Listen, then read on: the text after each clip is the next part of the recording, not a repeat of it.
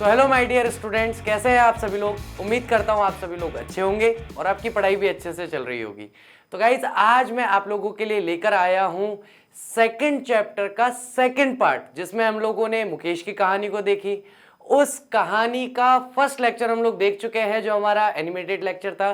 और गाइज मैं आपको बता देता हूँ, इससे पहले हमारा फर्स्ट चैप्टर का द लास्ट लेसन का भी एनिमेटेड वीडियो आया हुआ है। उसके बाद सेकंड जो हमारा चैप्टर है उसका फर्स्ट पार्ट साहिब आलम का भी आ चुका है। और जो कल आप लोगों ने देखा वो हमारे सेकंड पार्ट का फर्स्ट लेक्चर हुआ था। और इसी तरीके से आगे आपको सारे एनिमेटेड वीडियोस देखने को मिलेंगे। उनके डिटेल वीडियोस भी हैं, उनके क्वेश्चन आंसर के रिगार्डिंग वीडियोस भी हैं जो ऐप पर अवेलेबल है। ठीक है गाइस, तो आज हम बात करेंगे क्लास 12th का flamingo chapter 2 lost spring part 2 हम लोग देखने वाले हैं। Stories of stolen childhood Anees Jung के द्वारा लिखी गई है। इस स्टोरी के अंदर बेसिकली हम लोग आज मुकेश की स्टोरी देखने वाले हैं, जिसका टाइटल है I want to drive a car. मैं एक कार चलाना चाहता हूं, यानी कि ये यहाँ पे क्या है, एक मोटर मैकेनिक बनना चाहता है ना। I want to drive a car, आगे हम देखेंगे कि यहाँ पर ये कार का ड्राइवर बनना नहीं चाह रहा, कार खरीदना भी नहीं चाह रहा, यहाँ पर ये मोटर मैकेनिक बनना चाहता है। ठीक है गाइस, तो Mukesh insist on being his own master, I will be a motor mechanic. तो यहां पर हम देखते हैं कि कहानी की शुरुआत क्या हो रही है कि मुकेश और जो अनीश जंग है उनकी आपस में बात चल रही है। वो आपस में कुछ डिस्कस कर रहे हैं कि तुम क्या करना चाहते हो। तो उसकी शुरुआत हमें स्टार्टिंग यहां से मिलती है मुकेश के स्टेटमेंट से। तो मुकेश जोर देकर कहता है, यानी उस बात पर दबाव करता है, बीइंग यानी कि होना, हिज ओन मास्टर, अपना खुद का मालिक वह खुद बनेगा। I will be a motor mechanic, मैं एक गाड़ियों का मैकेनिक बनूंगा, गाड़ियों को सुधारने का काम करूंगा, उन्हें रिपेयर करने का काम करूंगा। ही अनाउंसेस, अनाउंसेस का मतलब वैसे होता है घोषणा करना, लेकिन यहां पर मैं इसका अर्थ घोषणा करना नहीं लूंगा। ठीक है, ही अनाउंसेस का मतलब है वह बहुत ही आत्मविश्वास के साथ इस बात को कहता है। Do you know anything about cars, I ask. अब यहां पर आई हमेशा कौन है, तो आई हमेशा हमारी अनीश जंग है। ठीक है, तो अनीश जंग जो है उससे पूछती है, क्या तुम्हें कारों के बारे में कुछ भी पता है। Do you know anything about cars, कारों के बारे में कुछ जानते हो। I will learn to drive a car, मैं एक कार चलाना सीखूंगा। ही आंसर्स, वह जवाब देता है। Looking straight into my eyes, देखो वापस वही वाली बात आ गई। Looking straight into my eyes किसको बता रहा है, वही कॉन्फिडेंस के साथ उस बात को कहना। सीधा मेरी आंखों में देखते हुए वह कहता है कि मैं कार चलाना सीखूंगा। His dream looms like a mirage amidst the dust of street that fills his town Firozabad. तो अब ये जो मुकेश है ये कहाँ का रहने वाला है, किस जगह रहता है, तो ये फिरोजाबाद में रहता है। अब फिरोजाबाद की स्थिति क्या है कि फिरोजाबाद की स्थिति ये है कि ये एक उसका ऐसा टाउन है जो कि धूल मिट्टी से भरी हुई सड़कों से बना हुआ है, यानी कि बहुत ज्यादा साफ सफाई या बहुत ज्यादा कुछ अच्छी स्थिति नहीं है वहां पर रहने की। उसके बीच में रहने वाला, फिरोजाबाद के टाउन के बीच में, गंदी सड़कों के बीच में, धूल भरी सड़कों के बीच में वह रहता है। लेकिन बात क्या है, his dream looms like a mirage, उसकी जो ड्रीम है, उसका जो सपना है, जो उसका यहाँ पे सपना उसका क्या है, जो उसका सपना है वो उसका लक्ष्य है ना। ड्रीम्स का मतलब वैसे तो सपना होता है, लेकिन यहाँ पर उसका सपना क्या है, वह अपना लक्ष्य बता रहा है कि जीवन में वह क्या करना चाहता है। लूम्स यानी उसकी आंखों में ऐसे झूलता हुआ दिखाई दे रहा है, लाइक अ मिराज, मृग तृष्णा या मृग मरीचिका की तरह। अब मृग तृष्णा, मृग मरीचिका बहुत सारे विद्यार्थी नहीं समझते होंगे, मिराज भी नहीं समझते होंगे, दोनों ही चीजें नहीं समझते। तो चलिए एक बार इसको समझ लेते हैं। रेगिस्तान में जब हम जाते हैं और रेगिस्तान को जब हम दूर से देखते हैं तो ऐसा लगता है किसी जगह एक ऐसा स्पॉट है जहां पर पानी भरा हुआ है। हालांकि वहां पर केवल रेत होती है और सूरज की रोशनी के कारण वो ऐसे चमक रही होती है, दूर से पानी जैसी दिखाई देती है, सिल्वरिश कलर की दिखाई देती है, जैसे कि पानी पर रोशनी पड़ने पर पानी चमकता है। तो उसे देख करके वह व्यक्ति जो बहुत दूर होती है, 30 40 50 किलोमीटर की दूरी पे होती है, वो धीरे धीरे धीरे धीरे धीरे धीरे चलता चलता चलता चलता अपनी सांस को रोकते हुए कि कोई बात नहीं भाई, पहुंच जाएंगे, पानी के पास पहुंच जाएंगे, पानी पी लेंगे, जान बच जाएगी, धीरे धीरे धीरे धीरे धीरे धीरे जाता रहता है। और जाकर के वहां देखता है वह धूल मिट्टी और कुछ भी नहीं। फिर थोड़ा और दूरी पर देखता है तो उसको लगता है अरे यार वहां वो देखो वहां पर दिख रहा है वो पानी का तालाब, फिर वहां से चलना शुरू करता है अपने साहस को जोड़ता हुआ। तो ये मृगमरीचिका है, यानी कि एक छलावा है जो हमें वहां तक बुलाता है। ऐसे ही हमारे जीवन में बहुत सारी मृगमरीचिका है। इसके जीवन की तो वास्तविक है, ये जहां जाने का प्रयास कर रहा है वो मृगमरीचिका नहीं है। अनीश जंग उसे इस नजरिए से देख रही है कि वो मृगमरीचिका है। हमारे जीवन में भी बहुत सारी है, मैं ऐसा कर लूंगा तो वैसा हो जाएगा, तो मैं यूं कर लूंगा तो मैं त्यों कर लूंगा। सीधा रास्ता बताते ना, बेटा 12th क्लास है, बैठ जा, पढ़ ले, लिखने की प्रैक्टिस कर ले। नहीं, वो नहीं दिखता उसे। उसे लगेगा सर क्या है सर, इंग्लिश में तो सर लास्ट में 1 शॉट देख लेंगे, 1 शॉट से हमारा काम हो जाएगा।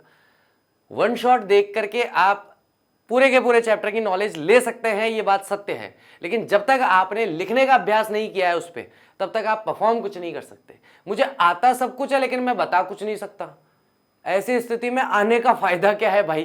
जब तू कुछ बता ही नहीं सकता तो तुझे क्या आता है, उसका क्या फायदा? बात समझ में आई?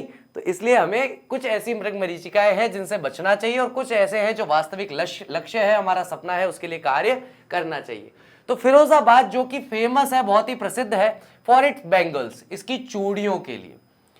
Every other family in Firozabad is engaged in making bangles. हर दूसरा परिवार जो है वो फिरोजाबाद में हमें दिखाई देता है कि काम में लगा हुआ है, जुटा हुआ है, संलग्न है।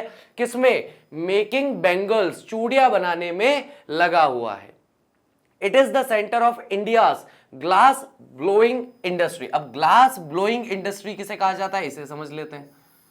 तो ग्लास ब्लोइंग इंडस्ट्री का मतलब है कांच, पुराना जो कांच आता है ना, हम लोग बोतल वगैरह जो फेंक देते हैं कांच की, उनको जो भी चुगने वाले हैं वो चुग करके ले जाते हैं और ग्लास ब्लोइंग इंडस्ट्री वालों को बेच देते हैं।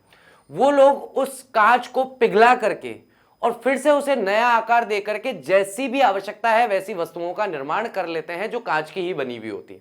लेकिन यहां पर कांच की चूड़ियां बनाने वाली इंडस्ट्री है, तो यहां पर जो भी कांच आता है उसे पिघला करके उसका आकार बदल के उससे चूड़ियां बनाने का काम किया जाता है। और ये जो जगह है फिरोजाबाद, ये इंडिया का सेंटर है, इंडिया का केंद्र है, भारत का केंद्र बिंदु है, जहां पर कांच को पिघला करके, ब्लो करके और वहां पर चूड़ियां बनाई जाती है।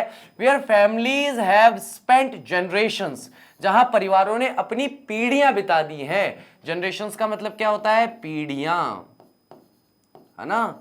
यहां जो लोग रह रहे हैं 10, 20, 50 साल से नहीं रह रहे, पीढ़ियां बिता दी इन्होंने इस काम को करते हुए। वर्किंग अराउंड फर्नेसेस, फर्नेसेस कहा जाता है आग जिसमें जलाई जाती है वो भट्टियां। तो जो वर्किंग करते हैं, जो काम करते हैं भट्टियों के इर्द गिर्द, भट्टियों के पास में। क्योंकि क्या होता है, जैसे मान लो कि एक एग्जाम्पल देता हूं आपको, है ना। ये एक भट्टी है, इसमें से आग जल रही है, ठीक है। अब यहां पर वो एक लोहे का पोल लेकर के आते हैं, उसके ऊपर यहां पर एक गोला सा बना हुआ होता है जो ग्लास का होता है, कांच का होता है। उसे तुरंत यहां गर्म करते हैं और तुरंत पास में ही जहां पर इनको कोई आकार देना होता है उस जगह पर ले जाकर तुरंत आकार देना शुरू करते हैं। क्योंकि ये बस मान लीजिए कि आप 5 सेकंड 10 सेकंड में ठंडा हो जाता है। जैसे ही गर्म करा तुरंत आकार दो, नहीं तो ठंडा हो जाएगा और वापस सख्त हो जाएगा। इसलिए उन्हें उन भट्टियों के आसपास ही रहना पड़ता है पूरे समय और वही काम करना पड़ता है। वेल्डिंग, जो कि जोड़ने का काम करते हैं ग्लास यानी कांच को। Making bangles for all the women in the land it seems, वो चूड़ियां बनाते हैं उन सारे लोगों के लिए जो इस लैंड पर, इस धरती पर रहते हैं। यानी कि यहां पर मुख्यतः बात हो रही है भारत की। जो भी भारत में रहते हैं उन सभी के लिए, उन सभी औरतों के लिए वे लोग चूड़ियां बनाते हैं। इट सीम्स, ऐसा लगता है, ऐसा प्रतीत होता है या ऐसा दिखाई देता है। मुकेश's फैमिली इज अमंग देम, और मुकेश का परिवार भी उनमें से एक है, उन्हीं के बीच का है। None of them know that it is illegal for children like him to work in glass furnaces. उनमें से कोई भी ऐसा नहीं जानता कि यह बात गैर कानूनी है। ऐसे छोटे छोटे जो बच्चे हैं जो कि किसकी तरह है? मुकेश की तरह है। हिम किसके लिए आया है? मुकेश के लिए आया है। जो मुकेश जैसे छोटे छोटे बच्चे हैं उनके लिए काम करना ग्लास फर्नेसेस के अंदर, कांच की भट्टी के आसपास विद हाई टेम्परेचर, जहां पर उच्च तापमान दिखाई देता है, गर्मी बहुत ज्यादा होती है, अंधेरा बहुत ज्यादा होता है और चारों तरफ से पैक होता है ताकि हवा ना आए। तो स्वच्छ हवा नहीं, बाहर की कोई रोशनी नहीं, और गर्मी बहुत ज्यादा।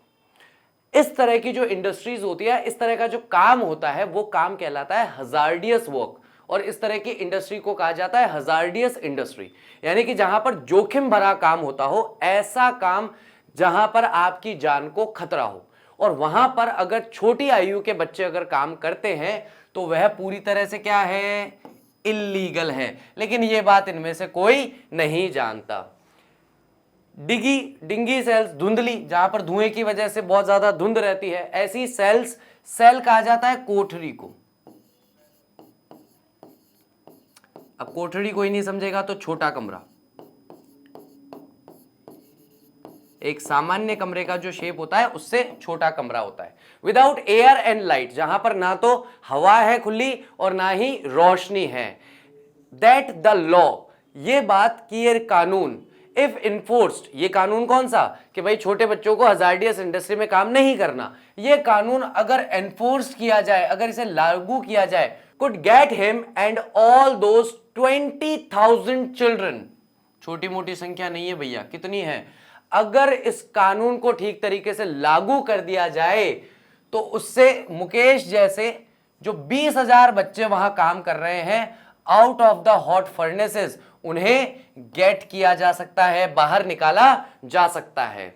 Where they slog their daylight hours, तो जहां पर उन हॉट फर्नेसेस के पास जहां पर वह स्लॉग करते हैं, घोर कठिन परिश्रम करते हैं, देयर डे लाइट आवर्स, यानी कि दिन के समय में, often losing the brightness, often losing the brightness कहा जाता है, वैसे इसका उच्चारण ऑफन भी हो जाता है। ब्राइटनेस का मतलब है उनकी आंखों की चमक, चमकने का मतलब है उनकी आंखों में देखने की जो शक्ति है,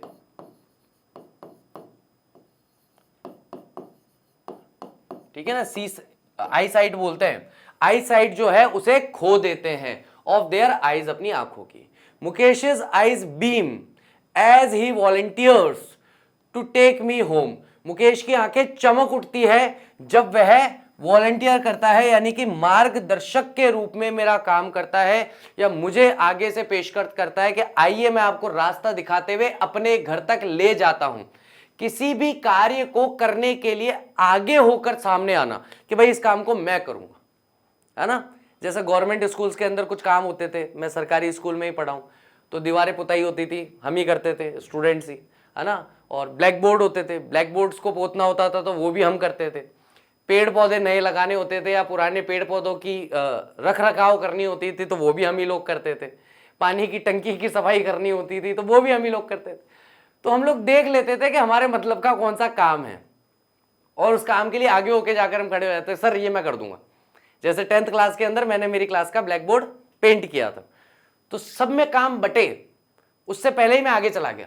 मैं कहा सर पुताई उताई सब मैं कर लूंगा आप टेंशन फ्री रहो, ठीक है। तो जब हम आगे होकर अपने आप को पेश करते हैं किसी काम को करने के लिए कि भाई इस काम को सर मैं कर दूंगा, जो कोई काम, खास करके ऐसे काम जो हर कोई करने के लिए तैयार नहीं होता, तो उसके लिए हम क्या कहा जाता है कि भाई मैं वॉलंटियर कर रहा हूं, यानी अपने आप को पेश कर रहा हूं इस काम को करने के लिए।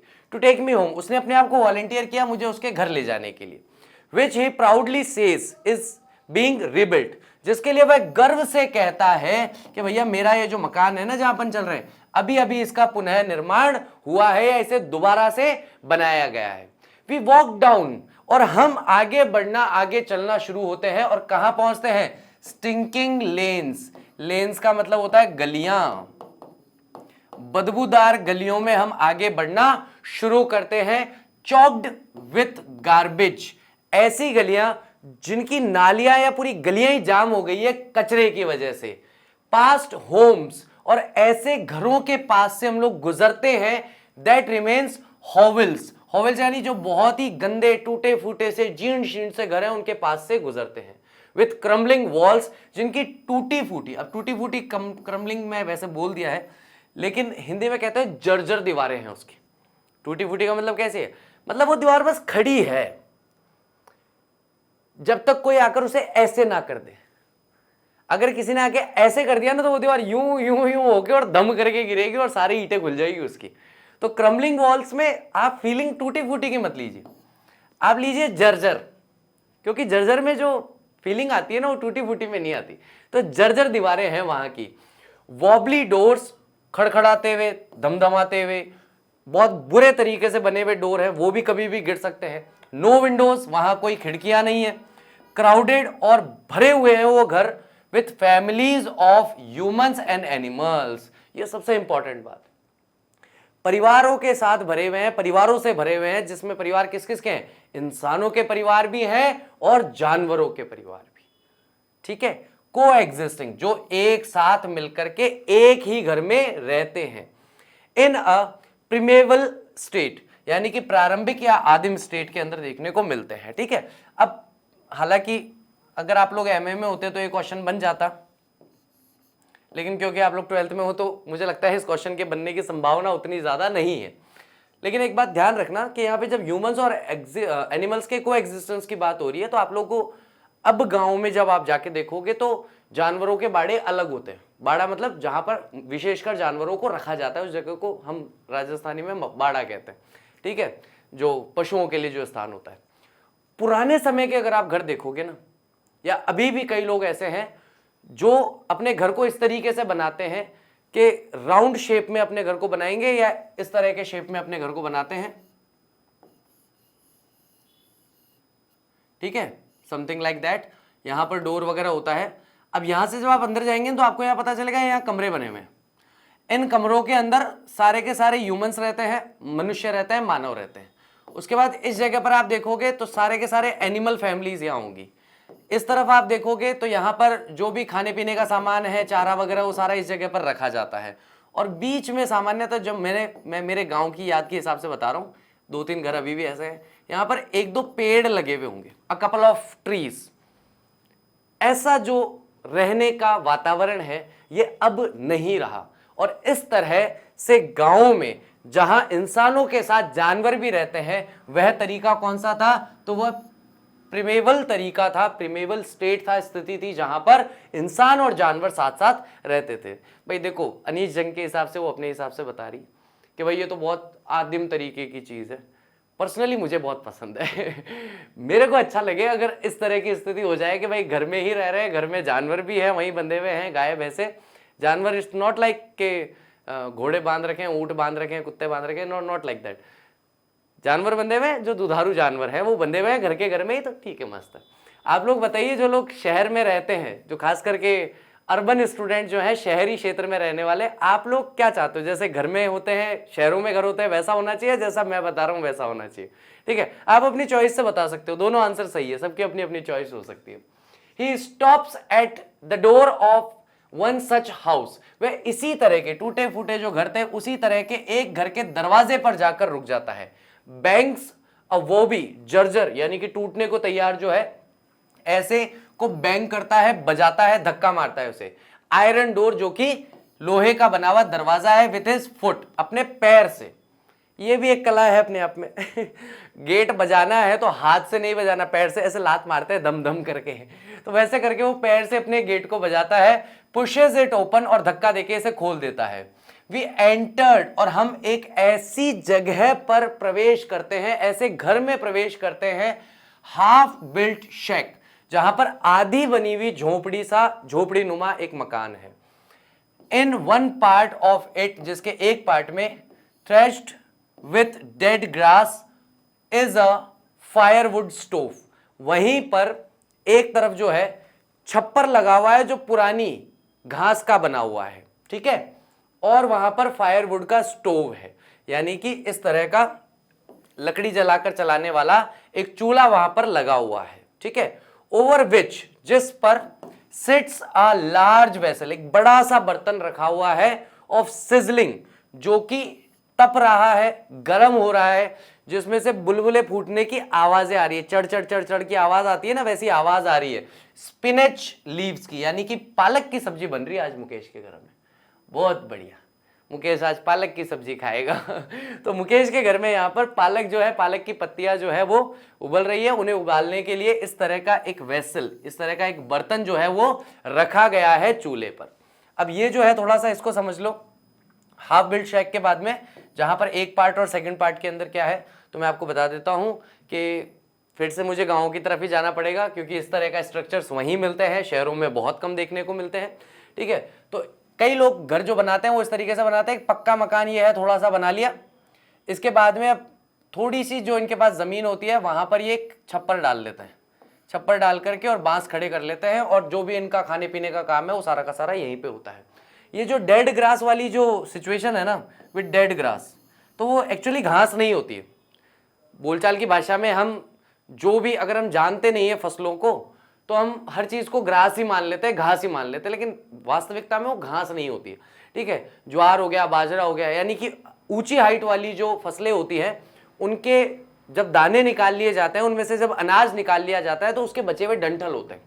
ठीक है, उसके बचे हुए डंठलों से वो पूरी की पूरी छत बनाई जाती है, जो कि थोड़ी सी ठीक भी रहती है, अच्छी रहती है, और जानवरों को खिलाने के काम में भी आती है वही चीज़, है ना। तो एक महेश नामक एक बैल की स्टोरी पढ़ी थी मैंने, उसके अंदर ये था कि भाई एक आदमी जो है उसके यहाँ पे इतना ज़्यादा सूखा पड़ा कि उसने बाद में जो उसके छत पर जो सारे के सारे ये ग्रास से बनी हुई छत थी ना, डंठलों से बनी हुई जो छत थी, उससे उतार उतार कर वो अपने बैल को खिलाने लग गया। उसकी बेटी तब उसे टोकती है कि पापा क्या कर रहे हो, बरसात आने वाली है, खड्डा हो गया ऊपर, छत पूरी गायब हो गई, अब कितनी उतारोगे इसको खिलाने के लिए। बोले कि भाई अब यही हो सकता है कि भाई या तो ये खा ले, नहीं तो इसकी मृत्यु हो जाएगी। इसलिए मुझे वो बहुत अच्छी तरीके से वो इमेज मुझे ध्यान है कि वो किस तरह के होते हैं, गाँव में मैंने देखे भी हैं। ऑन द ग्राउंड, जमीन पर, इन लार्ज एल्यूमिनियम प्लेटर्स, यानी कि बड़ी बड़ी जो एल्यूमिनियम की बनी हुई जो थाली है, प्लेटर्स का मतलब होता है थालियां, है ना, जो थालियां हैं, आर मोर चॉप्ड वेजिटेबल, उन पर और ज्यादा काटी हुई सब्जियां रखी हुई है। अब फ्रेल, एक बिल्कुल पतली दुबली सी कमजोर सी यंग विमेन, जवान सी महिला जो है, is cooking the evening meal for the whole family, वह पका रही है शाम का सायंकालीन खाना पूरे के पूरे परिवार के लिए। दो आईज फिल्ड विथ स्मोक, जबकि या हालांकि, आप चाहे जो चाहे वो बोल सकते हैं हिंदी में, जबकि उसकी आंखें जो है वह स्मोक से, यानी कि धुएं से भरी हुई है, धुएं की वजह से आंखों में उसके आंसू आ रहे हैं। शी स्माइल्स, फिर भी वह, उसके चेहरे पर स्माइल है, मुस्कुराती हुई आ रही। She is the wife of Mukesh's elder brother, वह मुकेश के बड़े भाई की पत्नी है, अपनी भाषा में कहें तो मुकेश की भाभी है। Not much older in years, यानी कि वह उम्र में कोई बहुत ज्यादा बड़ी नहीं है। She has begin to command respect as the bahu, और उन्होंने तुरंत सम्मान करना शुरू कर दिया जैसे घर की बहू करती है। The daughter in law of the house, तो डॉटर इन लॉ किसको कहा जाता है, बहू को ही कहा जाता है। Already in charge of 3 men's, पहले ही उसके पास जिम्मेदारियां हैं। किसी भी चीज का इंचार्ज होने का मतलब होता है उससे संबंधित जिम्मेदारी या उत्तरदायित्व किसी पर होना। तो पहले ही 3 पुरुषों की वो इंचार्ज है, यानी कि 3 पुरुषों की जिम्मेदारी उसके ऊपर है, उनको खाना बना के देने की, उनके कपड़े वगैरह धोने की, सारी जो एक बहू की जिम्मेदारियां होती है घर की बहू की, वो इस पर है। 3 लोग कौन कौन है, मुकेश है, मुकेश का एल्डर ब्रदर है, और मुकेश के फादर है। इन तीनों की जिम्मेदारियां उस पर है। हर हस्बैंड, उसके पति, मुकेश एंड देयर फादर, और उनके पिता। When the older man enters, और जब घर में बड़े लोग जो हैं वो जब प्रवेश करते हैं, she gently withdraws behind the broken wall, तो जब भी यानी उसका बड़ा भाई आता है या उसके पिताजी आते हैं तो वह जेंटली, बिल्कुल धीरे से, सज्जनता से, विड्रॉज यानी कि पीछे हट जाती है, बिहाइंड द ब्रोकन वॉल, और टूटी हुई एक दीवार के पीछे जाकर खड़ी हो जाती है। ब्रिंग्स हर वेल, वेल कहा जाता है घूंघट को, महिलाएं जो डालती है ना, साड़ी का पल्लू होता है उसको नीचे खींच लेती है तो वो वेल बन जाता है। घूंघट जो है उसे अपने चेहरे पर ले आती है, क्लोजर टू हर फेस, उनके चेहरे के पास या चेहरे पर घूंघट डाल लेती है, जैसे इस महिला ने अपने चेहरे को घूंघट से ढका हुआ है। एज कस्टम, जैसे कि प्रथा या जैसे कि उनके परिवार का जो नियम है, कस्टम जो है वो डिमांड करता है, उससे उन्हें आदेश मिलता है। Daughters in law must veil their face before male and elders, यानी कि जो बहुएं होती हैं उन्हें निश्चित तौर पर यानी अनिवार्य है घूंघट निकालना होता है अपने चेहरे पर मेल एल्डर्स, यानी कि जो पुरुष उनसे बड़े हैं उनके सामने। In this case the elder is and impoverished bangle maker. और आज जो केस हमारे सामने है उसमें जो घर का बड़ा है वो कौन है? वो एक इम्पोवरिश्ड यानी कि अति निर्धन, बहुत ज्यादा गरीब बैंगल मेकर है, चूड़ियां बनाने वाला व्यक्ति है। Despite long years of hard labour, despite या इन स्पाइट ऑफ का मतलब होता है के बावजूद, है ना। तो इतने लंबे समय के कठिन परिश्रम के बावजूद भी फर्स्ट एज अ टेलर, पहले एक टेलर यानी कि पहले एक दर्जी के तौर पर, देन अ बैंगल मेकर, उसके बाद एक चूड़ियां बनाने वाले के तौर पर, he has failed to renovate a house, वह असफल रहा। वह कौन? मुकेश के पिताजी। वे असफल रहे कि वह अपने घर को नवीन नहीं कर पाए। अब ये बात सुनने में बड़ी अजीब लगती है। जो लोग शहर में रहते हैं बोले यार एक आदमी इतना पैसा तो कमा ही लेता है कि घर ही बना लेता है।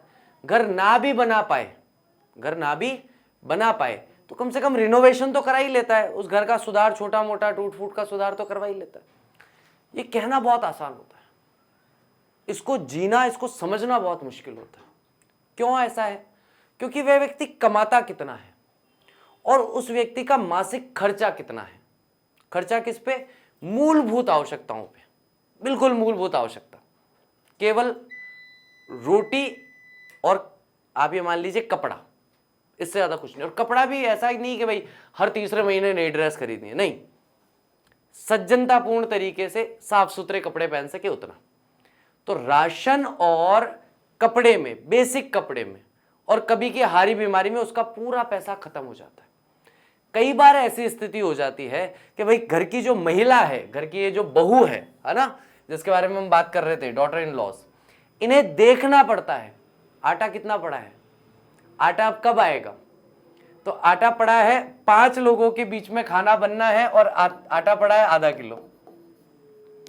अब ये इनका ये समझ में नहीं आता कि अब इसमें क्या करें, आधा किलो में किसको खिलाएं, किसको छोड़े, किसका क्या करें। और साथ में देखते हैं कि 250 ग्राम जो है वो चावल भी पड़ा है, राइस भी पड़ा है। तो आधा किलो की रोटियां भी बनाएगी और 250 ग्राम के जो चावल है उन्हें भी बॉईल कर देगी और थोड़ी सी कुछ ऐसी सब्जी बना लेगी जो झोलदार होगी, जिससे चावल और रोटी दोनों खाई जा सकती हो।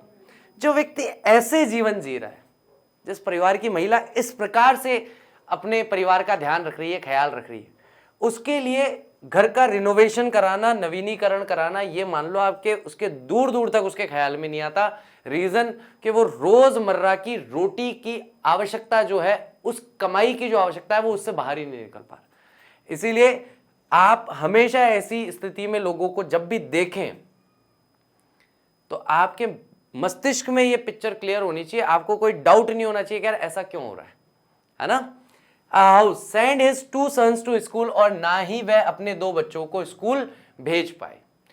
All he has manage to do is teach them what he knows, वह बस इतना ही कर पाए। मैनेज टू डू मतलब होता है बस वह इतनी ही व्यवस्था कर पाए कि वे सिखा सकते थे, टीच कर सकते थे अपने बच्चों को क्या, जो वह जानते थे, the art of making bangles. और वह क्या जानते थे? चूड़ियां बनाने की कला। आर्ट का मतलब क्या होता है? कला जानते थे, क्योंकि ये एक आर्ट ही तो है, कला ही तो है, स्किल बेस्ड आर्ट है ये। It is his karma, his destiny, says Mukesh grandfather, तो ग्रैंडमदर, सॉरी।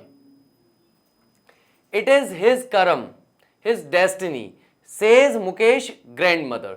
तो ये इसका कर्म है, ये इसकी डेस्टिनी है, यानी इसका भाग्य है। सेज ऐसा कहती है, कौन कहती है? मुकेश की दादी माँ। Who has watched her own husband go blind, जिन्होंने अपने खुद के पति को अंधा होते हुए देखा। With the dust from polishing the glass, किससे अंधे हुए थे वो? पॉलिशिंग द ग्लास, यानी कि ग्लास को चमकाने की प्रक्रिया में वो अंधे हो गए थे। अब क्या होता है, जब चूड़ी बन जाती है तो बहुत खुरदुरी होती है, उसको सॉफ्ट बनाना पड़ता है। उसके लिए रेजमाल जैसा एक खुरदुरा कपड़ा आता है या कागज आता है, उसको लेकर के उसको लगातार उसको रगड़ना पड़ता है। जब उससे रगड़ा जाता है या उसे घिसा जाता है, तब लगातार स्मॉल पार्टिकल्स निकलते हैं डस्ट के, जो कि कांच के होते हैं। वो लगातार आसपास की हवा में उड़ते रहते हैं और आंखों में लगते रहते हैं। विद द टाइम बीइंग, जब लंबे समय तक ऐसी स्थिति में व्यक्ति रहता है तो वह अपनी आंखों की रोशनी खो देता है। इसीलिए यहां क्या कहा गया? Dust from polishing the glass of bangles, जो वो चूड़ियों की ग्लास चमकाते थे। Can a God given lineage ever be broken, she implies, और वह जोर देकर कहती है क्या भगवान के द्वारा लाइनेज जो दी गई है क्या उसे कभी तोड़ा जा सकता है। ये इंपॉर्टेंट है, इस पे मैं चाहूंगा कि आप लोग मुझे कमेंट करके बताएं आपकी क्या राय है। क्या भगवान ने जिस स्थिति में, जिस घर में, जिस खानदान में, जिस परिवार में जन्म दे दिया और उस खानदान वाले लोगों का वही एक काम है चूड़ियां बनाना, क्या भगवान द्वारा दी गई इस लाइनेज को तोड़ा जा सकता है? अगर तोड़ा जा सकता है तो कैसे तोड़ा जा सकता है वो भी बताइएगा, ठीक है।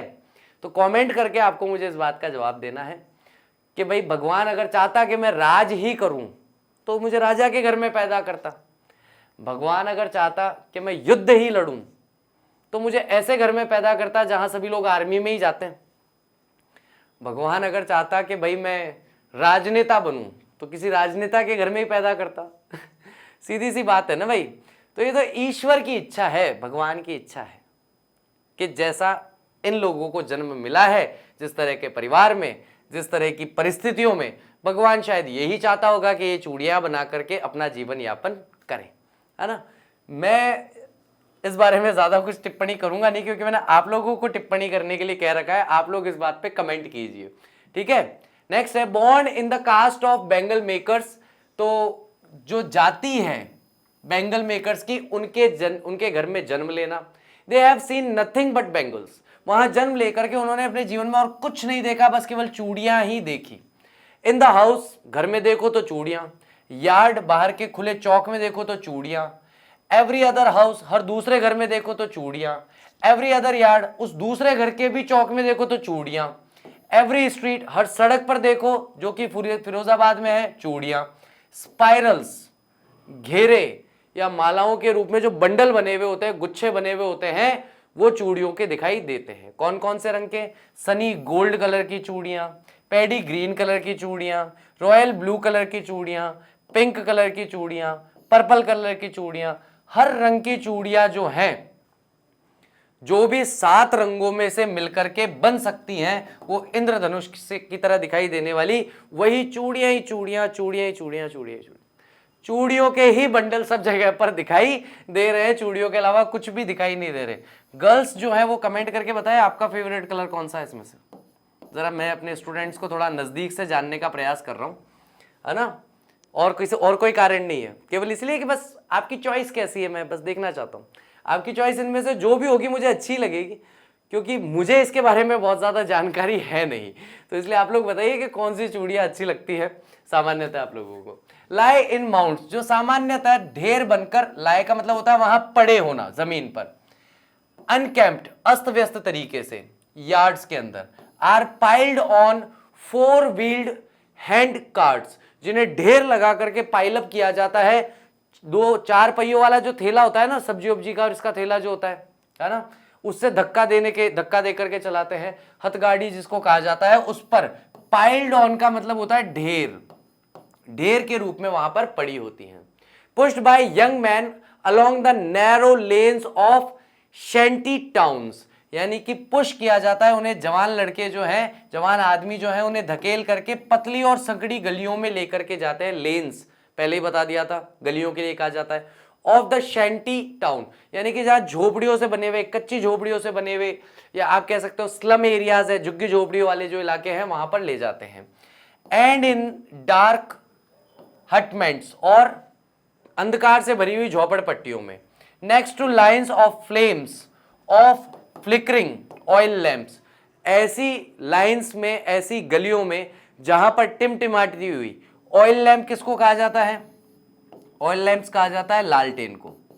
जहां लालटेन लटकी हुई है प्रॉपर, जहां पर इलेक्ट्रिसिटी की व्यवस्था भी नहीं है, ऐसी गलियों में जाकर के वे उन्हें बेचते हैं। सिट बॉयज एंड गर्ल्स, अब यहां पर ये जो लाइट फ्लेम्स हैं, ये इस वाली लाइट फ्लेम की बात हो रही है, यानी ये जो लाइट फ्लेम्स है जिस पर धीरे धीरे धीरे करके चूड़ियों के 2 टुकड़े लाए जाते हैं, फिर इस पे जोड़े जाते हैं, फिर यूं घुमाते हैं, फिर चूड़ी बनाते हैं, ऐसे। सिट बॉयज एंड गर्ल्स, यहां आकर लड़के और लड़कियां बैठते हैं विद देयर फादर्स, अपने पूर्वजों के साथ, अपने माता पिता के साथ, एंड मदर्स, और उनकी माओं के साथ, welding pieces of coloured glass into circle of bangle, और वहां पर वे क्या करते हैं? जो कलर्ड ग्लासेस है उन्हें गोलाई देते हैं, सर्कल्स देते हैं बैंगल्स के रूप में। Their eyes are more adjusted to dark than to the light outside. अब देखो कितनी विचित्र स्थिति है। ये जो छोटे छोटे लड़के और लड़कियां हैं जो बैठ करके वेल्डिंग का काम कर रहे हैं, इनकी आंखें जो है वो ज्यादा एडजस्टेड है, ज्यादा सहज महसूस करती है, ज्यादा स्वाभाविक महसूस करती है डार्क में, अंधेरे में, than to the light outside. बाहर की सूर्य की जो रोशनी है उसमें तो उनकी आंखें ऐसे हो जाती है, देख नहीं पाते, सूरज की रोशनी बर्दाश्त नहीं होती, चुभती है आंखों में, और आंखें अंधेरे में बिल्कुल सही काम करती है। यानी कि इनकी आंखों की स्थिति ऐसी हो गई है कि सामान्य जगत जैसे जीता है वैसे ये लोग अपना जीवन नहीं जी पा रहे हैं। दैट इज वाई, इसीलिए they often end up losing their eyesight. वे अक्सर इसी प्रकार से अपना जीवन समाप्त कर लेते हैं, अपनी आई साइट देखने की योग्यता, अपनी नजर को खो देते हैं बिफोर दे बिकम एडल्ट्स। युवा होने से पहले ही, जवान होने से पहले ही अंधे हो जाते हैं। सविता, अब यहां पर एक लड़की है, उसको देख रही है बस अनीश जंग, और कुछ नहीं। लेखकों की और कवियों की यही बात मुझे अच्छी लगती है, नजरिए देते हैं आपको प्रोस्पेक्टिव देते हैं लाइफ में कि यार अब कोई एक लड़की बैठी है दादी माँ के पास में और लगी पड़ी है चूड़ियाँ जोड़ने में, अपन देखेंगे हाँ ठीक है बैठी है, काम कर रही है, दादी माँ के पास बैठी है। हमारा तो नजरिया इतना ही है, हमें इतना ही पता चलता है, इससे ज्यादा हमें कुछ पता नहीं चलता। लेकिन सविता को आप देखना कि अनीश जंग के दिमाग में घुस के देखेंगे हम इस लड़की को कि वो इसके बारे में क्या सोच रही, और अपन ऐसे किसी इंसान को देख करके क्या ऐसा कुछ सोच सकते हैं या नहीं सोच सकते, यही कवित्व व प्रतिभा है। तो सविता जो कि एक जवान लड़की है, in a drape pink dress, उसने ड्रेप पिंक कलर की ड्रेस पहन रखी है, sits alongside an elderly women, एक वृद्ध महिला के पास में, अलोंगसाइड का मतलब पास बैठी, उसके पास में बैठी हुई है, शोल्डिंग पीसेस ऑफ ग्लास, और वह कांच के जो टुकड़े हैं उन्हें जोड़ने का, शोल्डिंग करने का काम कर रहे हैं। As her hands move mechanically, उसके हाथ बस अपने आप ही उठा रहे हैं, गोल घूम रहे हैं, वो इधर उधर देख भी रही तो भी कोई फर्क नहीं पड़ रहा। यंत्रवत तरीके से, बिना सोचे समझे, बिना विचारे, बस डायरेक्टली यूं इधर उधर भी देख के हुए काम कर सकती है, क्योंकि उसको पता है उसको क्या करना है, कैसे करना है। उसके हाथ उस काम को करने के लिए इतने स्किल्ड हो चुके हैं कि उसे झांकने की भी जरूरत नहीं। Like tongs of a machine, जैसे मशीन के कोई पुर्जे हों, मशीन में अलग अलग पुर्जे लगे हुए होते हैं ना, उसके भाग जो होते हैं, उसकी तरह उसके हाथ काम कर रहे हैं। आई वंडर, और मुझे बड़ा आश्चर्य हुआ, मैं विचार करने लगी, अनीश जंग की बात कर रहा हूं, if she knows the sanctity of the bangles, क्या वह पवित्रता जानती है उन चूड़ियों की, कि महिलाओं के लिए, जो खास करके विवाहित महिलाएं होती है, उनके लिए चूड़ियों की क्या पवित्रता है, क्या उनका महत्व है। शी हेल्प्स मेकिंग, यानी कि वे चूड़ियां जिसकी वो मदद कर रही है बनाने में, यानी जो चूड़ियां वो बना रही है, क्या उसकी पवित्रता का पता है। She helps make, it symbolizes, ये प्रतीक है, एन इंडियन वुमेन्स सुहाग, एक भारतीय महिला के सुहाग का, ऑस्पिशियसनेस इन मैरिज, विवाह में पवित्रता की ये दर्शाती है। मैरिज का मतलब विवाहता, ऑस्पिशियसनेस का मतलब पवित्रता, यानी विवाह की पवित्रता को ये दर्शाती है। महिलाएं जो है सामान्यतः उनको चूड़ा या चूड़ियां पहनाई जाती है जब समय उनका विवाह संस्कार होता है, और उनके लिए चूड़ियां जो है बहुत ही पवित्र होती है। तो क्या ये लड़की जो बैठ करके बस इधर उधर देख के और ये जो बना रही है, इसको पता भी है ये क्या बना रही है, इसको पता भी है इसका क्या महत्व है एक भारतीय महिला के जीवन में जो विवाहित है। ये अनीश जंग सोच रही है। It will draw on her suddenly one day, ये उसे एकदम एक दिन देखना, अचानक से इस लड़की को एक दिन समझ में आ जाएगा, जब अचानक से एक दिन, when her head is draped with a red well, जब उसके सर पर एक लाल रंग की चुनरी लगा करके या चुनरी रख करके और उसको घूंघट में डाल के बैठा दिया जाएगा। Her hands dyed red with henna, उसके हाथों में मेहंदी लगा दी जाएगी। Red bangles rolled on to her wrist, उसकी दोनों कलाइयों पर लाल रंग की चूड़ियां पहना दी जाएंगी। She will then become a bride, तब वह एक दुल्हन बन जाएगी। उस दिन उसे समझ में आएगा कि उन चूड़ियों का क्या महत्व है, वो चूड़ियां किसी भी विवाहित स्त्री के लिए कितनी पवित्र होती हैं। लाइक द ओल्ड वुमेन, जैसे कि अब देखो उसका ध्यान शिफ्ट हो गया कि बिल्कुल वैसे ही जैसे ये वृद्ध महिला जो इनके पास में बैठी है, besides her who became one, जो कि एक दुल्हन बनी थी। वन किसके लिए आया? दुल्हन के लिए। मैनी ईयर्स अगो, बहुत साल पहले। She still has bangles on her wrist, उसने अभी भी चूड़ियां पहन रखी हैं अपनी कलाई पर। But no light in her eyes, लेकिन उसकी आंखों में अब कोई लाइट या चमक दिखाई नहीं दे रही है। इसी के साथ वह महिला, जो वृद्ध महिला है, वह कहती है एक वक्त शेर भर खाना भी नहीं खाया। It's also one of the important sentence in the chapter. ये भी एक इंपॉर्टेंट टर्म है। एक वृद्ध महिला यह कहती है कि जीवन में एक बार भी, मतलब कितना लंबा जीवन जी लिया होगा, अपना अज्यूम कर रहे हैं, कल्पना कर रहे हैं 70-75 की तो होगी। तो 70-75 साल की महिला ये कह रही है कि पिछले 75 सालों में, 70 सालों में एक बार भी उसने पेट भर के खाना नहीं खाया। क्योंकि महिलाओं का क्या होता है, पुरुष घर के या बच्चे घर के सब खा लेते हैं, उसके बाद में अंत में खाना खाने बैठती है। तो अंत में खाना खाने का कई बार एडवांटेज भी होता है तो डिसएडवांटेज भी होता है। कई बार ये होता है कि सबने कम खाया तो बढ़िया पड़ा है, आराम से पेट फाड़ के खा लो। लेकिन इस महिला के साथ स्थिति क्या रही कि पेट भर भी खाना इसे कभी नहीं मिला। कभी एक रोटी मिल गई तो वो खा के काम चला लिया, कभी 2 रोटी मिल गई तो वो खा लिया, कभी आधी रोटी मिल गई तो खा लिया, कभी रोटी नहीं बची, खत्म हो गई, पानी पी के रह ली। तो ऐसी स्थिति में इस महिला ने, इस वृद्ध महिला ने जीवन जिया है। शी सेज, वह कहती है इन अ वॉइस, एक ऐसी आवाज में, ड्रेन्ड ऑफ जॉय, जिसमें किसी भी प्रकार का आनंद नहीं है, मजा नहीं है। वो मतलब दुखी होकर के, परेशान होकर ये बात कहती है। She has not enjoyed even one full meal in her entire lifetime, उसने अपने जीवन में एक बार भी फुल मील यानी कि पूरा खाना नहीं खाया अपने पूरे जीवन काल में। दैट्स वॉट शी हैज रीप्ड, यही उसने अपने जीवन में प्राप्त किया है। हर हस्बैंड, उसके पति, जो कि एंड ओल्ड मैन, जो कि एक वृद्ध व्यक्ति है, विथ अ फ्लोइंग बियर्ड, जिनकी लंबी लंबी लहराती हुई सी दाढ़ी है। I know nothing accept bangles, मैं अपने जीवन में चूड़ियां बनाने के अलावा कुछ नहीं जानता। All I have done is make a house, बस मैं इतना ही कर सकता था जो आज तक मैं कर पाया। मेक अ हाउस, कि मैंने एक घर बना दिया, for the family to live in, एक अपने परिवार के लिए, कि मेरा परिवार इसमें रह सके। हियरिंग हिम, उसे सुन करके, वन वंडर्स, कोई भी व्यक्ति विचार करेगा, सोचेगा, आश्चर्यचकित हो जाएगा। If he has achieved what many have failed in their life time, जैसे कि उसने कुछ ऐसा अचीव कर लिया है जिसे बहुत सारे लोग अपने जीवन काल में भी अचीव करने में असफल रहे हों। पैदा हो गए, बच्चे रहे, बड़े हो गए, युवा हो गए, वृद्ध हो गए, इस पूरे जीवन काल के दौरान वो एक घर भी नहीं बना पाए, और वो इसने बना लिया हो। ये इस तरीके से इस बात को कहता है। He has a roof over his head, यानी उसके, वो ये कहता है कि भाई मैं कम से कम रह रहा हूं तो हम, हमारे परिवार के लिए हमारे सर पर छत तो है। ये मैंने भी बहुत सारे लोगों को बोलते हुए देखा है। क्या होता है ना, बचपने में कोई ना कोई कह ही देता है, बूढ़े ठाड़ों को छेड़ ही देता है ना। घर में दादा दादी और नाना नानी, इनसे हंसी मजाक कुछ ज़्यादा ही होती है, आवश्यकता से अधिक होती है। क्या करा आपने, क्या करा, ये एक छोटा सा घर ही तो बनाया, ये भी है देखो, यहाँ पे पेंट नहीं हो रहा, यहाँ से प्लास्टर उतर रहा है, वो देखो छत टूटने को हो रही है, वहाँ पे वो छत टपकती रहती है, गर्मी में भी टपक रही है। तो बड़े बूढ़े एक बहुत प्यारा जवाब देते हैं, मुझे उनका जवाब बहुत अच्छा लगता है हमेशा। वो कहते हैं कि हमने घर तो बना दिया, तुम तो ये घर के जो दरवाजे हैं ना, इन दरवाजों पर पेंट ही करवा के बता देना। उनका ये बहुत प्यारा जवाब मिलता है कि भाई तुम घर बनाने की तो छोड़ो, हमने किन परिस्थितियों में जीवन जी करके किस तरह से ये घर बनाया है।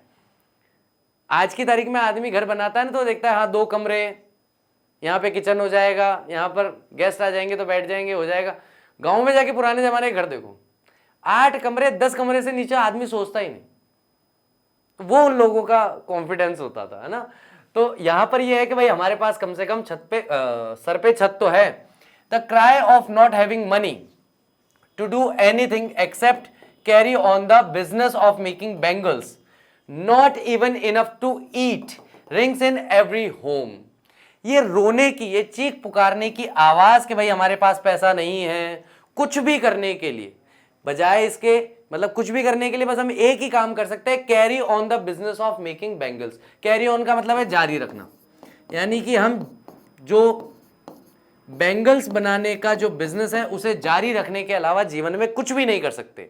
Not even enough to eat, हमारे पास पर्याप्त खाने तक को नहीं है। रिंग्स, ये आवाज गूंजती रहती है, ये आवाज आती रहती है, बजती रहती है इन एवरी होम। फिरोजाबाद के हर घर में, हर गली में यही आवाज आपको सुनाई देगी, वहां का हर आदमी यही बात बोलता हुआ दिखाई देगा। The young men echo the lament of their elders, युवा लोग जो है, जवान लोग जो है, वो भी दोहरा देते हैं द लेमेंट। लेमेंट किसे कहा जाता है? विलाप, रोना धोना जो है अपने बड़ों का। Little has moved with time, बहुत कम लोग ऐसे हैं जो समय के साथ आगे बढ़े हैं। इट सीम्स, ऐसा लगता है इन फिरोजाबाद में। Years of mind numbing, mind numbing का मतलब क्या होता है? दिमाग को सुन्न कर देने वाले ये जो साल हैं, सोचने समझने की क्षमता खो दी, सपना देखने की क्षमता खो दी, जो कर रहे हैं उससे बाहर कुछ सोचने की क्षमता को खो देना, दिमाग को सुन्न करना कहते हैं, है ना। निर्जीव मस्तिष्क, ऐसा दिमाग जो निर्जीव है। दिमाग है, सोचने समझने की क्षमता है, लेकिन उतना ही सोचना समझना है, उठना है, चूड़ियाँ बनानी है, बेचना है, पैसा लाना है, खाना खाना है, सो जाना। निर्जीव मस्तिष्क, है ना, मरा हुआ दिमाग। तो माइंड नमिंग, दिमाग को सुन्न कर देने वाले जो साल निकले हैं, toil have killed all initiative, उस परिश्रम ने, उस मेहनत ने उनके सारे के सारे इनिशिएटिव को मार दिया है। इनिशिएटिव का मतलब होता है किसी नए कार्य को करने की पहल करना, किसी नए कदम को उठाने का साहस होना। And the ability to dream, और उनके सपने देखने की योग्यता को भी मार दिया है। Why not organise yourself into a cooperative. अब यहां पर अनीश जंग उन्हें एक राय दे रही है, एक सलाह दे रही है, तुम सब लोग मिलकर के एक ग्रुप क्यों नहीं बना लेते, कोऑपरेटिव क्यों नहीं बना लेते, कि भाई हम लोग इतने रुपए में ही चूड़ी बेचेंगे, इतने से कम में नहीं बेचेंगे, या हमारी ये शर्तें हैं, हमारे ये नियम या कायदे हैं। ऐसे करके अगर एक ग्रुप बनके, एक समूह बनके काम करोगे तो हो सकता है इस परिस्थिति से बाहर निकल पाओ, हो सकता है तुम्हारी लाइफ थोड़ी बेहतर हो जाए। I ask a group of young man, मैंने जवान लोगों के एक समूह से ये बात पूछी, who have fallen into the vicious circle, Hindi में कहते हैं कुचक्र, है ना। मैंने जवान लोगों के एक समूह से ये बात पूछी जो कि गिर गए थे इस कुचक्र में ऑफ मिडिल मैन। अब ये कुचक्र किसका बनाया हुआ है? मिडिल मैन का, है ना। अब यहां पर तो मैं वैसे तो मैं मिडिल मैन को सम्मान दे देता हूं, लेकिन इन मिडिल मैन ने जो इनकी स्थिति बना रखी है, मैं दलाल ही बोलूंगा ठीक है, क्योंकि ये जो मिडिल मैन है उन्होंने ही इनकी लाइफ ऐसी बना रखी, वरना तो मैं थोड़ा सम्मानजनक शब्द यूज कर लेता हूं। तो इस विशियस सर्किल में जो फंसाने वाले हैं, जिनके द्वारा गिराए गए हैं, उन मिडिल मैन के द्वारा, हु ट्रैप्ड देयर फादर्स, जिन्होंने उनके पूर्वजों को या पिताओं को फंसाया था, एंड फोर फादर्स, और उनके पिता के पिता के पिता के पिताओं को, सबको उन्होंने ही फंसाया था। Even if we get organised, अगर हम व्यवस्थित हो भी जाते हैं, ऑर्गेनाइज्ड हो भी जाते हैं, ग्रुप बना करके एक ऑर्गेनाइजेशन बना भी लेते हैं, we are the ones who will be hauled up, तो हम वही होंगे जिन्हें घसीट करके यहां से ले जाया जाएगा, बाय द पुलिस, पुलिस के द्वारा, बीटन, मारा जाएगा, एंड ड्रैग्ड, और घसीटा जाएगा, टू जेल, जेल में, फॉर डूइंग समथिंग इलीगल, जैसे कि हम कुछ इलीगल कर रहे हैं, हम कुछ अवैध कर रहे हैं, ऐसा कुछ जो अवैधानिक हो, ऐसा हम कुछ कर रहे हैं, वे कहते हैं। यानी कि जवान लड़के करना तो चाहते हैं, लेकिन मिडिल मैन का और इनका सारा का सारा जाल ऐसा बिछाया हुआ है कि अगर ये कुछ करने का प्रयास भी करेंगे तो उल्टे यही पिटेंगे, उनका कुछ नहीं जाएगा, स्थिति इन विचारों की खराब होगी। There is no leader among them, उनके बीच में कोई भी नेता नहीं था जो उनका नेतृत्व कर सके उन लोगों के बीच में। No one could help them see things differently, कोई भी ऐसा नहीं था जो उनकी मदद कर सके चीजों को डिफरेंटली देखने में। याद रखना, ये एक टर्म है, सी थिंग्स डिफरेंटली, जिस नजरिए से आप चीजों को देख रहे हैं उस नजरिए से अलग हटके नजरिया आवश्यक होता है। कई बार हम लोग इंग्लिश को ऐसे देखते हैं कि दुश्मन है, जानी दुश्मन है, बहुत मुश्किल है, समझ में ही नहीं आती, ये है वो है, फलाना ढिमका, चलती रहती है 50 चीज़ दिमाग में। और भी बहुत सारी चीज़ें हो सकती है। मैं मेरे सब्जेक्ट का जो बच्चे मेरे सामने लेमेंट करते हैं, विलाप करते रहते हैं, मैं तो उस बारे में बात कर रहा हूँ। उनके विलाप सुनते रहो बस, सबसे बढ़िया चीज़ है उनके विलाप सुनते रहो। उन्हें करने के लिए कुछ मत बोलो, क्योंकि आप करने के लिए बोलोगे ना तो पता है उनका पहला विचार क्या आता है, खुद तो कुछ करवा नहीं रहे, हमारे को बोल रहे ऐसे कर लो। ये बहुत बार मैंने देखा है, और कई बार इस चीज़ को देख के पीड़ा भी होती है कि एक बच्चा जो है वो अपना नज़रिया नहीं बदलना चाह रहा। सर आप लाइव क्लास क्यों नहीं लेते, आप रिकॉर्डेड क्यों करा रहे हो, सर रिकॉर्डेड से क्या होगा, सर पिछले साल का वीडियो क्यों देखूं। बहुत सारे नज़रिए हैं जो प्रोस्पेक्टिव हैं स्टूडेंट्स के। आप सोचो कि पिछले साल जब वो वीडियो नया था और किसी बच्चे ने उसे पहली बार देखा और उस बच्चे ने उससे पढ़ा और उसके 100 आउट ऑफ 100 मार्क्स आए, उसे भी पिछले साल रिकॉर्डेड ही मिला था, उसने भी उस समय पहली बार ही पढ़ा था, वो उसे पढ़ करके भी 100 आउट ऑफ 100 ला रहा है। और इस साल किसी बच्चे को कहते हैं ना कि यार ग्रामर का पुराने वीडियोस में से थोड़ा देख के आओ, थोड़ा पढ़ के आओ ताकि तुम्हारा बेस क्लियर हो। और इस साल जब हम बात करें किसी भी नए टॉपिक पे या किसी भी उस टॉपिक पे जिस पे हमने पहले भी बात की, तो आपको बेहतर समझ में आएगा, क्योंकि आपके लिए रिवीजन टाइप में चल रहा होगा मैटर। लेकिन नहीं, सी थिंग्स डिफरेंटली हमें करना ही नहीं है। हमें तो जैसे सिखाया गया है, ये मांग लो, वो मांग लो, फलाना मांग लो, ढिमका मांग लो, खुद के करने की बारी है। नहीं सर, हम तो कुछ नहीं करेंगे। आप इंग्लिश लिखना सिखा दो, हम पेन पेपर भी नहीं लेंगे, हम एक शब्द भी नहीं लिखेंगे, हमें बस इंग्लिश लिखना सिखा दो सर, हमारा काम बढ़िया हो जाएगा। सी थिंग्स डिफरेंटली, आपको करना पड़ेगा। Their fathers are as tired as they are, उनके पिता लोग जो हैं वो भी उतने थक गए हैं। टायर्ड का मतलब होता है थकना, वे भी उतने थक गए हैं, वैसे यहाँ दुखी होने के अर्थ में भी है, एज दे आर जितने की वे हैं। They talk endlessly in a spiral, वो एक गोल गोल गोल गोल बात एंडलेसली करते रहते हैं।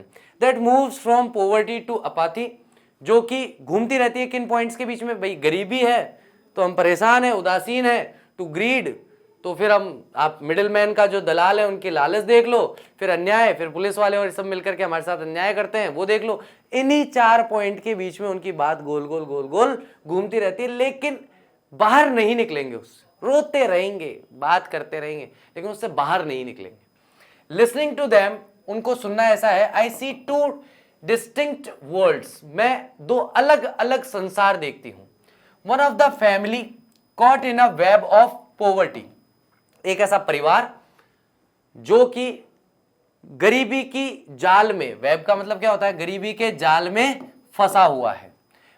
बर्डन्ड by the stigma of caste, जो कि दबा हुआ है, बोझ तले दबा हुआ है, जो उसकी कास्ट का दाग या कलंक या उसके कास्ट के आधार पर उसका कार्य जो तय कर दिया गया है। In which they are born, जिस कास्ट में, जिस जाति में उनका जन्म हुआ है।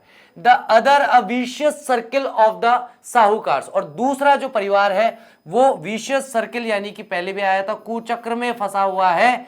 किस कुचक्र में फंसा हुआ है, तो साहूकारों के, या फिर आप दलाल कह सकते हो उनके, the middle man, the police man, police वालों के कुचक्र में फंसा हुआ है। The keepers of the law, कानून का पालन करने वाले, कानून की रक्षा करने वालों के चक्र में फंसा हुआ है। द ब्यूरोक्रेट्स, जो भी नौकरशाह है या जो भी सरकारी अधिकारी हैं उनके कुचक्र में फंसा हुआ है। एंड द पॉलिटिशियंस, और राजनेताओं के कुचक्र में फंसा हुआ है। Together they have impose the baggage, और ये सारे के सारे लोग साथ मिलकर के जो बैगेज है, ये जो बोझ है जो उनके पिताओं पर, पूर्वजों पर रखा हुआ है, उसे यूं का यूं उठा करके नई पीढ़ी पर रख देते हैं कि भैया अब तक तुम्हारे माता पिता ये ढोते हुए आ रहे थे, अब तुम ढो, फिर तुम्हारे बच्चे ढोएंगे, फिर तुम्हारे पोते ढोएंगे, इसी तरीके से आगे इस बोझ को तुम ढोते चलो। Impose the baggage on the child, उन बच्चों पर उसे डाल देते हैं। That he can not put down, जिसे वो नीचे नहीं रख सकते। बिफोर ही इज अवेयर, और इससे पहले कि ये बच्चा इस बात को जान पाए कि मेरे ऊपर ऐसा कोई बोझ आ गया है, he accepts is as naturally as his father, वह उसे उतनी ही स्वाभाविकता से स्वीकार कर लेता है जैसे उसके पिता ने करा। किसानों में आप देखते हो जो बच्चे पढ़ने नहीं जाते, जिनके पिता जो हैं वो किसानी करते हैं, खेती का काम करते हैं, बच्चा पैदा हुआ, 5-6 साल का हुआ, पिता बोलेंगे चल आजा खेत चलें, चल, वो खेत जाना शुरू कर देगा। वो 10, 12, 15 साल का होगा तब तक उसको लगेगा कि हाँ भाई सुबह उठना और खेत जाना है। अब उसे इसमें कोई भी चीज अस्वाभाविक नहीं लग रही, क्योंकि बचपन से उसने जब से उठाया तब से ही भाई तुझे पढ़ना चाहिए, तुझे शिक्षा लेनी चाहिए और चीजें एक्सप्लोर करनी चाहिए, खेती के अलावा भी 10 काम है जो किए जा सकते हैं। नहीं, क्यों? स्वाभाविक है, ठीक है, बचपन से ही कर रहे हैं तो अब यही करेंगे ना, उसमें क्या है। उस तरह से ये काम चलता है, ठीक है। इससे पहले कि वो जान पाए, समझ पाए, उस पर वो बैगेज लाद दिया जाता है और बड़े स्वाभाविक तरीके से वह उसे स्वीकार कर लेता है, जैसे उसके पिता ने किया था। To do anything else would mean to dare, और कुछ और करने का मतलब था साहस करना, और साहस करके उस पूरे की पूरी जो व्यवस्था थी उसे चुनौती देना। And daring is not part of his growing up, और जब वे बढ़ रहे थे, जब वो बड़े हो रहे थे, तब उनके जीवन का हिस्सा चुनौती देना, साहस करना तो कभी रहा ही नहीं। When I sense a flash of it in Mukesh, और जब भी ये जो डेयर है, इस डेयर का सेंस मुझे मुकेश में दिखाई देता है, मुकेश में महसूस होता है, आई एम चीयर्ड अप, मैं खुश हो जाती हूँ। ये अनीश जंग कह रही है। सेम ऐसी कंडीशन में एक ऐसा बच्चा जो मुझे नहीं कहता कि सर इंग्लिश लिखना सिखा दो, जो मुझे कहता है कि सर मैंने ये लिखा है, ये बेहतर कैसे होगा, तब मैं भी खुश हो जाता हूँ कि यार चलो कम से कम कोई मेरे भरोसे नहीं बैठा है, ठीक है। क्योंकि मैं खुद उनके भरोसे बैठा हूं कि वो खुद कुछ लिखें, करें, उसमें गलतियां निकालें, बेहतर करें अपनी राइटिंग को, तो ज्यादा अच्छा है। I want to be a motor mechanic, मैं एक मोटर मैकेनिक बनना चाहता हूं। ही रिपीट्स, वह दोहराता है। He will go to a garage and learn, वह कहता है एक गैराज जहां गाड़ियों को सुधारा जाता है वहां जाएगा और सीखेगा। But the garage is long way from his house, लेकिन गैराज जो उसके दूर, घर से बहुत दूर है। आई विल वॉक, क्या कॉन्फिडेंस है बंदे का, आई लव यू। वह कहता है आई विल वॉक। यहां पर अनीस जंग कहती है कैसे जाओगे सीखने, तुम्हारे घर से बहुत दूर है गराज, तो पैदल चल के जाऊंगा। आई विल वॉक, पैदल चलूंगा। ही इंसिस्ट, वह जोर देके कहता है। Do you also dream of flying a plane, क्या तुम हवाई जहाज उड़ाने का भी ख्याल देखते हो। ही इज सडनली साइलेंट, वह चुप हो जाता है। नो, ही सेज, वह कहता है नहीं। स्टेयरिंग एट द ग्राउंड, जमीन पर देखता हुआ। इन हिज स्मॉल ममर, अपने धीरे से फुसफुसाहट में। देयर इज एन एम्बेरसमेंट, उसके स्वभाव में एक शर्मिंदगी है। That has not yet turned into regret, जो अभी तक पश्चाताप में या पछतावे में बदली नहीं है। लास्ट इंस्टेंस पे बात कर रहे हैं। तो जब अंग्रेजी बोलने लगोगे, जब अंग्रेजी पढ़ने लगोगे, तब आसपास के ऐसे लोग मिलेंगे कि हवाई जहाज उड़ाओगे क्या, कार चलाने की तो कह रहे हो, हवाई जहाज उड़ाने की भी सोचते हो क्या। ये आए देखो, हैं माउंट बैटन, ये आए हैं अंग्रेज हमारे यहाँ पे गांव में, बड़ी अंग्रेजी बोलता है, बड़ी अंग्रेजी लिखता है। अनीश जंग ने यहाँ पे यही किया है कि गाड़ी चलाने की सोचते हो, हवाई जहाज उड़ाने की भी सोचते हो क्या। थोड़ी सी अंग्रेजी आपके मुंह से निकल गई कहीं पे गलती से, आप चाहते नहीं हो, दिखावा नहीं करना चाहते, लेकिन आप सीख रहे हो, अभ्यास कर रहे हो, थोड़ी सी निकल गई, तुरंत ये देखो लॉर्ड साहब हैं, लॉर्ड साहब अंग्रेजी बोलते हैं, अंग्रेजी लिखते हैं, बड़ी बड़ी किताबें लिखेंगे अंग्रेजी में। अच्छी बात पता है क्या है कि वह कह देता है नो, नहीं। पहली अच्छी बात, अभी तक वह शर्मिंदा तो है। जब आप लोगों की ये बात सुनोगे आपको शर्मिंदगी तो महसूस होगी, डर तो लगेगा, असहजता भी होगी, लेकिन आपका ये डर पछतावे में नहीं बदलना चाहिए कि काश उस समय मैंने लोगों की नहीं सुनी होती, अपनी प्रैक्टिस कर ली होती, तो आज मैं कहीं का कहीं और होता। उसकी जो शर्मिंदगी है, असहजता है, वो अभी तक पश्चाताप में या पछतावे में बदली नहीं है। तो गाइज ये हमारा चैप्टर है जो कि मुकेश की जीवन के जरिए हम लोगों ने मुकेश और अनीश जंग के माध्यम से, आपने और मैंने कुछ बातें कर ली आज चैप्टर के बीच में ही, आपसी चर्चा, आपसी मंत्रणा भी हो गई हम लोगों की। तो उम्मीद करता हूँ गाइज लेक्चर आपको अच्छी तरीके से समझ में आया होगा। मुझे एक बच्चे का पिछले लेक्चर का एक कमेंट बहुत अच्छा लगा, सर हमें कुछ होमवर्क दे दिया कीजिए, हमें कुछ होमवर्क दे दिया कीजिए। तो डेफिनेटली आपके कमेंट बॉक्स के लिए मैं आपको एक होमवर्क दे देता हूं। ये होमवर्क आपको अपने कमेंट बॉक्स में करना है, ओके। याद से कर लेना सब, टाइम टू टाइम पूरा। मैं अगले दिन ही देखूंगा, 5-7 दिन बाद जो करेगा उसका नहीं देखूंगा, वेरी नेक्स्ट डे करना है। 24 घंटे बाद देख लूंगा, जिसने 24 घंटे में कर लिया उसका चेक हो जाएगा, बाकी का नहीं होगा। चलो, तो होमवर्क हमें क्या मिलने वाला है यहाँ पर, तो होमवर्क हमें यहाँ पर ये मिलने वाला है कि मुकेश के ड्रीम के बारे में आप क्या कहेंगे? आपका कमेंट मुकेश के सपने के बारे में। दूसरा,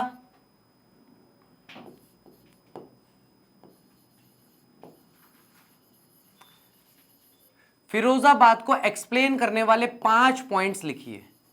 कोई भी ऐसे 5 पॉइंट जो आपको समझ में आए इस लेक्चर से फिरोजाबाद के बारे में, उन्हें आप लिख सकते हैं। ये 2 क्वेश्चन मैं आपको दे रहा हूं, ठीक है। इन दोनों में से कोई एक क्वेश्चन कर सकते हैं, दोनों क्वेश्चन कर सकते हैं। बाकी मेरी राय तो ये है, दोनों क्वेश्चन कीजिए और एक ही कमेंट में दोनों क्वेश्चन करना, अलग अलग कमेंट में मत करना, या अलग अलग में कर लेना ताकि मैं कंफ्यूज ना हूं कौन सा आंसर किसका है। अलग अलग कमेंट में करने हैं दोनों को। आप कमेंट फर्स्ट और कमेंट सेकंड के अंदर आप इन दोनों क्वेश्चन का आंसर देंगे, ठीक है गाइस। सो आई होप आज आप लोगों ने बहुत अच्छे से एंजॉय किया होगा। I will see you soon in my next lecture. Till that take care of yourself, bye bye. I will see you soon.